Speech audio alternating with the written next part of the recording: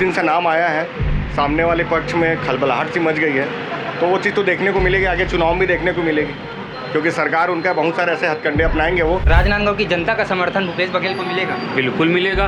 5 साल वो जो पूर्व मुख्यमंत्री थे, इतना ज़बरदस्त काम किए, किसानों के हितैषी काम किए, किसानों के हित के लिए काम किए। आज छत्तीसगढ़ में किसान नहीं है, आज वो साहूकार बन गए हैं, मालगुजार हो गए, क्योंकि उनका आत्मनिर्भर किसानों का ऐसा मनोबल भूपेश बघेल जी ने बढ़ाया।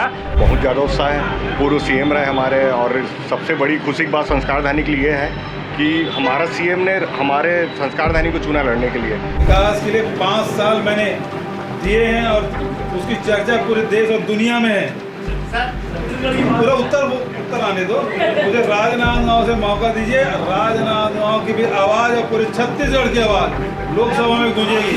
नमस्कार, मैं योगेश और भिलाई टाइम्स देखना शुरू कर चुके हैं आप। इस वक्त मैं मौजूद हूँ राजनांदगांव में। जब से भूपेश बघेल के नाम का ऐलान हुआ है कि भूपेश बघेल राजनांदगांव सीट से लोकसभा चुनाव लड़ने वाले हैं, कार्यकर्ताओं में काफ़ी उत्साह का माहौल है। और आज हम कार्यकर्ताओं से बातचीत करेंगे, चूँकि नाम ऐलान होने के बाद भूपेश बघेल का प्रथम बार राजनांदगांव आगमन होना है, राजनांदगांव आने वाले हैं। उससे पहले कार्यकर्ताओं से बातचीत करने की कोशिश करेंगे कितना उत्साह है। आपको बता दें कि राजनांदगांव लोकसभा क्षेत्र में 8 विधानसभा क्षेत्र आते हैं और 8 विधानसभा क्षेत्रों में से 5 जो है वो कांग्रेस के पास है, 3 बीजेपी के पास है। राजनांदगांव सबसे हाई प्रोफाइल सीट माना जाता है, क्योंकि यहाँ से डॉक्टर रमन सिंह के साथ साथ मोतीलाल वोरा भी सांसद रह चुके हैं। कार्यकर्ता काफ़ी उत्साह, कार्यकर्ताओं से बातचीत करने की कोशिश करेंगे। हमारे साथ शहर अध्यक्ष कुलवीर छाबड़ा है। भूपेश बघेल यहाँ से चुनाव लड़ने वाले, कितना उत्साह है कार्यकर्ताओं में? यहाँ पे कांग्रेसजनों को बहुत उत्साह है। पूर्व मुख्यमंत्री यशस्वी श्री भूपेश बघेल जी राजनांदगांव लोकसभा के प्रत्याशी घोषित हुए हैं और निश्चित रूप से पूरे प्रदेश में जो केंद्र सरकार हमारे छत्तीसगढ़ को पीछे रख रही थी, उसकी जो वहाँ पर मांग रखने की थी, उसकी गूंज जो है वो राजनांदगांव लोकसभा के प्रत्याशी जो है हमारे भूपेश बघेल जी जनता के आशीर्वाद से जीत के जाएंगे और वहाँ पर अपनी आवाज़ को बुलंद करेंगे। और जनता को जो अभी कमियां हैं, जनता को अभी जो हमारे को केंद्र के माध्यम से नहीं मिल रही है, उसके लिए माननीय भूपेश बघेल जी वहाँ बुलंदी से आवाज़ रख के उनको न्याय हम लोग दिलवाएंगे। क्या लगता है, क्या मुद्दे लेके जाएंगे? मुद्दे बेरोजगारी है, केंद्र सरकार की विफल नीति, कोई नीति ही नहीं है। पूरा जो धर्मांतरण के खिलाफ मुद्दे जो है हमारे पास बेरोजगारी है, लोगों को बेरोजगार देंगे बोले थे। अभी आपने देखा कि जो स्थितियां पूरे देश में पैदा हो गई है, कुछ नौकरी के लिए लोग घूम रहे हैं, निजीकरण हो रहा है। यहाँ पे छत्तीसगढ़ कितना पिछड़ा हुआ है, छत्तीसगढ़ के लिए केंद्र सरकार ने कुछ किया ही नहीं है। छत्तीसगढ़ को उन्होंने किनारे रखा हुआ है और छत्तीसगढ़ के साथ सौतेलापन का व्यवहार हुआ है। यहाँ पे जो सांसद संतोष पांडे जी है, वो तो यहाँ पे कुछ किए ही नहीं है काम धाम। यहाँ तो मुद्दे ही मुद्दे हैं। विजय बघेल ने चैलेंज किया है भूपेश बघेल को कि वो दुर्ग से आके लड़े, अपने जन्मभूमि कर्मभूमि से लड़े, यहाँ आके नहीं। तो उनका चैलेंज अपने पास रखे। जहाँ से जनता, जहाँ से संगठन बोलता है वहाँ से टिकट मिलती है, और जो जनता जनार्दन जो आदेश करता है वो जीत रहती, वो उन्हीं की जीत होती है। जी जी, क्या नाम है आपका? राहुल देवांगन। क्या लगता है, कितना उत्साह है भूपेश बघेल चुनाव लड़ने वाले हैं? बहुत ज़्यादा उत्साह है, पूर्व सीएम रहे हमारे, और सबसे बड़ी खुशी की बात संस्कारधानी के लिए है कि हमारा सीएम ने हमारे संस्कारधानी को चुना लड़ने के लिए। जी जी, अभी हाल ही में देखा गया था 2-3 दिन पहले कि सीएम का जो पोस्टर है वो फटा हुआ मिला था। इस मामले में क्या मामला है? उसके खिलाफ एफआईआर दर्ज करा दिया गया है। स्वाभाविक सी बात है, विपक्ष को ये चीज़ पच नहीं रही है। जिस दिन से नाम आया है, सामने वाले पक्ष में खलबलाहट सी मच गई है। तो वो चीज़ तो देखने को मिलेगी, आगे चुनाव भी देखने को मिलेगी, क्योंकि सरकार उनका बहुत सारे ऐसे हथकंडे अपनाएंगे वो जिससे हमको परेशान किया जा सके। जी जी, भूपेश बघेल के सामने एक बड़ी चुनौती होगी कि कवर्धा में हिंदुत्व का मुद्दा बीजेपी हमेशा उठाती है, तो कवर्धा एक ऐसा क्षेत्र होगा जहां थोड़ा सा कांग्रेस को घाटा होगा। देखिए, वो जैसा आपने कहा कि हिंदुत्व का मुद्दा उठा, हम अपने कुछ मुद्दे उस आधार पे जाएंगे चुनाव में। और मैं आपको यह गारंटी के साथ कह सकता हूं कि जो 8वां विधानसभा है राजनांदगांव लोकसभा क्षेत्र में, वहां कांग्रेस के प्रत्याशी भूपेश बघेल जी को बढ़त मिलेगी और वह राजनांदगांव लोकसभा क्षेत्र से सांसद चुन के जाएंगे। जी जी, महादेव ऐप के मामले में, जो महादेव सट्टा ऐप के मामले में है, वो 508 करोड़ का कथित घोटाला, हालांकि पुष्टि नहीं हुई है, उसमें छवि का भी नुकसान हुआ है, तो छवि की भरपाई कैसे करेंगे?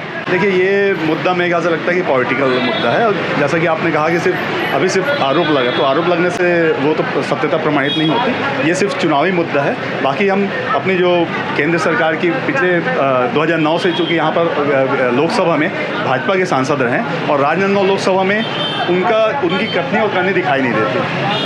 लगातार देखा जा रहा है कि यहाँ चुनाव के बाद से देवव्रत सिंह को छोड़कर भाजपा की सांसद आ रहे हैं, तो इस बार लग रहा है परिवर्तन होगा। बिल्कुल परिवर्तन होगा और चूँकि भूपेश बघेल जी का चेहरा पूरे प्रदेश में सर्वमान्य चेहरा है और हम राजनांदगांव के कार्यकर्ताओं का सौभाग्य है कि वो हमारे यहाँ के लोकसभा प्रत्याशी हैं। हमारे पार्षद भी है, कितना उत्साह है कार्यकर्ताओं में? बहुत उत्साह है, क्योंकि ना भूपेश बघेल की सरकार थी तब उन लोगों भूपेश बघेल ने छत्तीसगढ़ का जो छत्तीसगढ़िया है उन लोग के ऊपर काम किए हैं और छत्तीसगढ़िया लोगों को खान पान और रहन सहन पहनावा खेल कूद के लिए काम किए हैं। इसलिए छत्तीसगढ़ के लोग भूपेश बघेल को बहुत ही मानते थे, लेकिन ये क्या बीच में क्या बात हुई है वो मोदी ही जाने। जो सेटिंग करके जो भी काम किया है वो मोदी जाने। इसीलिए तो जंतर मंतर में ईवीएम मशीन हटाओ कह के जो धरना प्रदर्शन हो रहा है, ये मोदी की मनमानी नहीं चल पाएगी इस समय।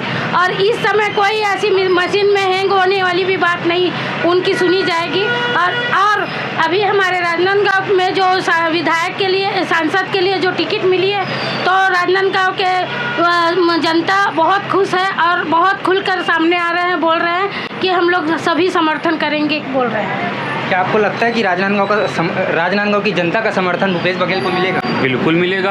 5 साल वो जो पूर्व मुख्यमंत्री थे इतना ज़बरदस्त काम किए, किसानों के हितैषी काम किए, किसानों के हित के लिए काम किए। आज छत्तीसगढ़ में किसान नहीं है, आज वो साहूकार बन गए हैं, मालगुजार हो गए, क्योंकि उनका आत्मनिर्भर किसानों का ऐसा मनोबल भूपेश बघेल जी ने बढ़ाया। जो 15 साल डॉक्टर रमन सिंह मुख्यमंत्री रहने के बाद भी 21 दाम नहीं खरीदे, वो 2500 में 2500 से ऊपर खरीद के दिखा दिया। बेदाग छवि के मुख्यमंत्री रहे हैं भूपेश बघेल जी। और राजनांदगांव लोकसभा के क्षेत्र की जनता ने इतना खुश हो रहे हैं जब भूपेश बघेल जी को लोकसभा का टिकट मिले, तो बहुत हर्ष उल्लास के साथ है। और जो प्रचंड बहुमत से राजनांदगांव लोकसभा की जनता भूपेश बघेल को जीत के दिखाएगी, जिता के। मतलब कार्यकर्ता डबल एनर्जी से काम करेंगे। कार्यकर्ताओं में इतना एनर्जी हो गया, जो विगत विधानसभा में जो परिणाम आया था उसमें थोड़ा सा रुट तो गए थे कार्यकर्ता नमी, लेकिन भूपेश बघेल को यहाँ से मुख्यमंत्री पूर्व मुख्यमंत्री रहे हैं और लोकसभा का टिकट मिला है, तो कार्यकर्ताओं में एकदम हर्षोल्लास बढ़ गया है।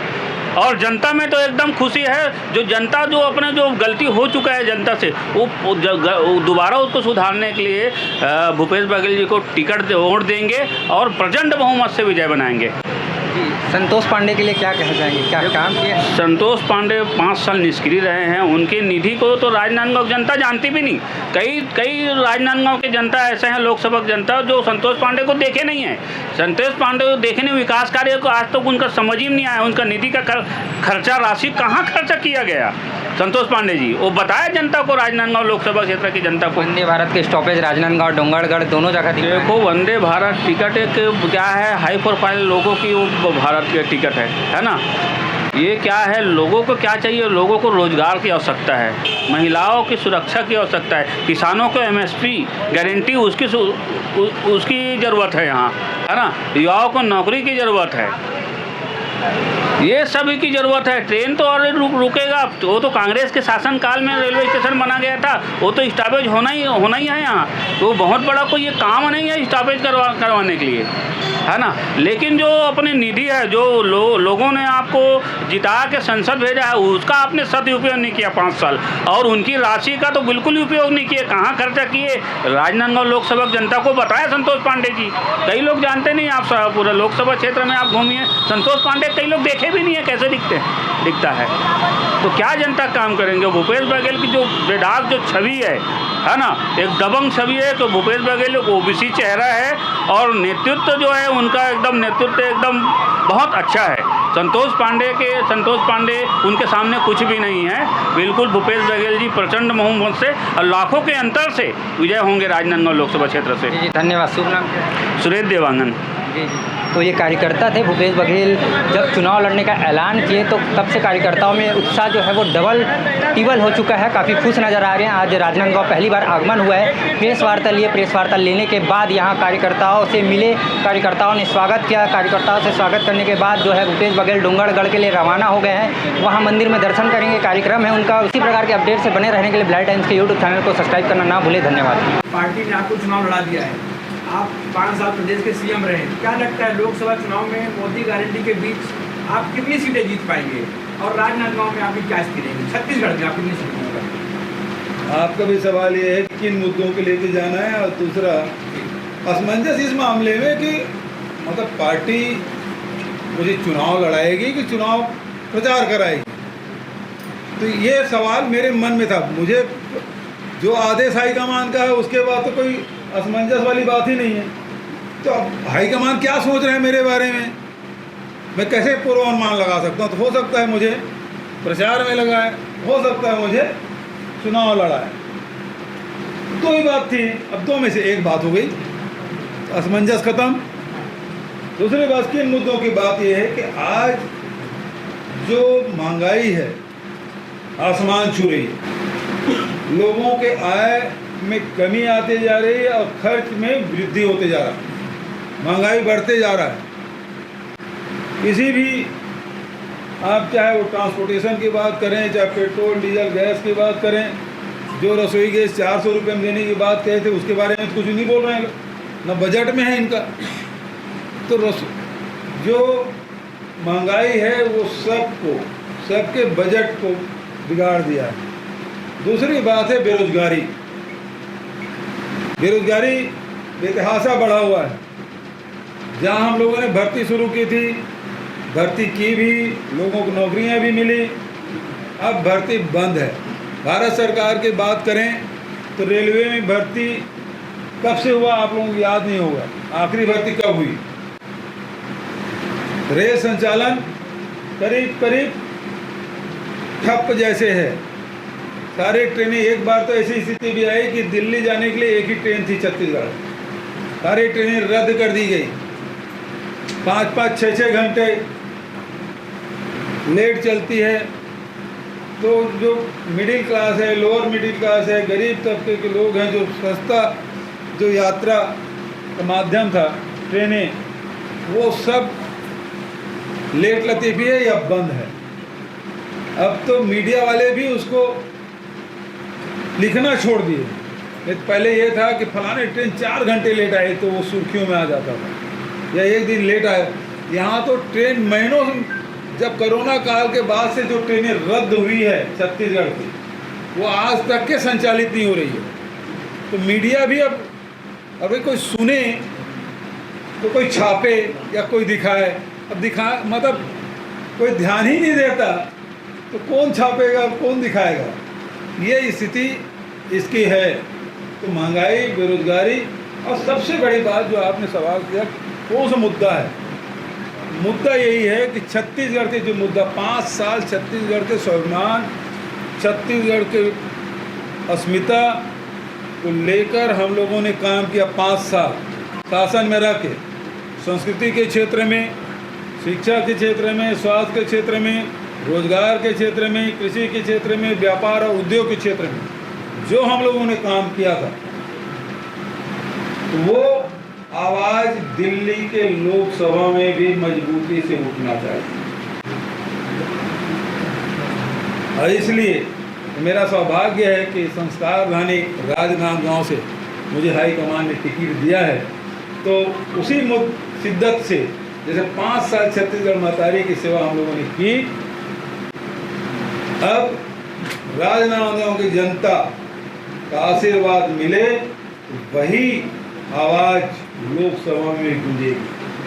आपने कहा कि विधानसभा चुनाव के जनादेश और जनता स्वीकार करता है, क्या आपको ऐसा लगता है कि बीजेपी ने ईवीएम में गड़बड़ी करके राज्य में सरकार में? देखिए, ईवीएम के बारे में विश्वास किसको है? आज आधा से अधिक जनता ईवीएम पे विश्वास नहीं करता। हम वोट डाले, गए कहाँ? मांग तो केवल इतना है कि आप या तो बैलेट पेपर से करा दीजिए या फिर वीवीपैट से जो पर्चे निकलते हैं हाथ में दीजिए, उसको एक बक्से में डाल दें, वो व्यवस्था होनी चाहिए। हम जो दे रहे हैं वो उसमें विश्वास तो हो मतदाता को, वो विश्वास अब नहीं रहा ईवीएम पे, क्योंकि अब ईवीएम मशीन खुलता ही नहीं, बटन दबाते हैं तो मशीन बिगड़ जाती है। गुटबाजी की बातें हमेशा कांग्रेस में आती, खास करके राजनांदगांव को लेकर, तो ऐसी स्थिति में आप चुनाव लड़ रहे हैं, तो इस मिथक को कैसे दूर कर पाएंगे? ये तो हमारी ताकत है कि यदि हमारे चाहे पदाधिकारी हो, कार्यकर्ता हो, उसके साथ कुछ लोग हैं तभी तो गुट माना जाएगा, उसके कोई फॉलोअर हो, फॉलोइंग हो, तभी तो गुट माना जाएगा। तो वो तो हमारी ताकत है, और उस ताकत को अब हिंदुस्तान की जैसे जनसंख्या, अब उसको ताकत समझिए या उसको समस्या समझिए, वो तो देखने वाले पर है। ये तो सब मेरी ताकत है। राहुल जी, पिछले चुनाव की बात करें, विधानसभा चुनाव की 8 लोकसभा में 5 कांग्रेस के पास है, बावजूद इसकी पूरी ताकत लगा दी गई, गिरीश जी यहाँ से चुनाव लड़े, रमन सिंह की लीड 45 से 50,000 आपने समीक्षा की होगी। जो आने वाला लोकसभा चुनाव है, इसमें इसको कैसे पार्टी में किस प्रकार से देखते हैं? देखिए, जहाँ तक प्रॉपर राजनांदगांव की बात है, वो विधानसभा चुनाव वो संपन्न हो चुका है। जो हमसे गलतियाँ हुई, सब साथी उसके बारे में सब विचार विमर्श भी कर रहे हैं, बहुत सारे साथियों ने बताया भी। अब उस कमियों को दूर करके अब फिर नए सिरे से लोकसभा चुनाव में, जैसे हम मौला मानपुर, खुज्जी, डोंगरगांव, डोंगरगढ़, खैरागढ़ जीते हैं, उसी प्रकार से हमारा टारगेट हो राजनांदगांव से संस्कार धानी है, वहाँ से भी कांग्रेस की लीड हो। सोशल मीडिया में ऐसी खबर है कि यूपीए की तरफ से प्राइम मिनिस्टर कैंडिडेट आपका नाम का, इस प्रकार से कोई बात नहीं, ये तो सिंगुफा है, हमारे सीनियर लीडर लोग हैं। चुनाव जीत जाते हैं तो हर बार हमको लगता है कि हमको बाहर के आप खड़ा में आके क्या कि बाहर के प्रत्याशी आगे जीते चले गए, ये जीतने वाले हैं क्या? एक चीज़ बताओ, सुनो तो, मुख्यमंत्री के रूप में भी जितना मैं राजनांदगांव और राजनांदगांव लोकसभा में जितना दौरा मैंने किया है, भारतीय जनता पार्टी कोई मंत्री भी उतना दौरा किया हो बताओ। राजनांदगांव से आपने कितना विभाग को बाहर ले गए?